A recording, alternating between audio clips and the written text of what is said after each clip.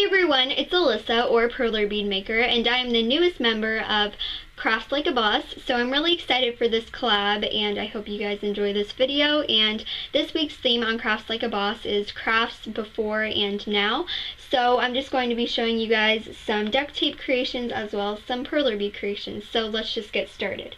So when I first started duct taping, I mean my wallets did not look that great, and I usually only made like wallets and flower pens. This is one of my first wallets that I made. I don't have like my very first wallet, but this is just one of them. And as you can tell, the trim is not on straight. It doesn't look that great. And there are 3 pockets, an ID, and 2 hiddens, one right here and, one right here. And as you can tell, the pockets are not on straight, and there's like a lot of like rough edges, and the cuts are not straight.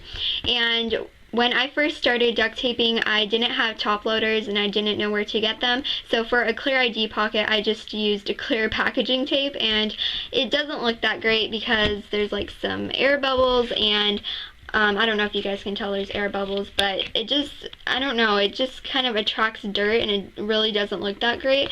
And it's really not as strong as top loaders because it's just tape. And yeah, this is just what the billfold looks like. So this is kind of like embarrassing to show, but this is like what my first wallets used to look like. And now, well, before I made this wallet, I used to do 3 pockets and an ID, and recently I've been doing 2 pockets, a V-shaped pocket, and a side ID, and I really like this combination. I think it looks really professional and very clean, unlike my one of my first wallets like this one. So I really like this a lot, and this is just what the billfold looks like. And like I said, when I first started duct taping, I used to only make wallets and flower pens. So, like, my first flower pens, I actually don't have my first flower pen with me right now. I can't find it, but it was really pointy, and it didn't look that great, and it just didn't look clean at all, and it was, like, really messy.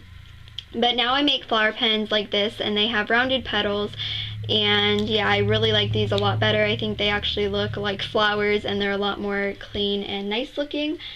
And I used to never make like flower keychains, but now I also make flower keychains as well. And yeah, this is just what they look like.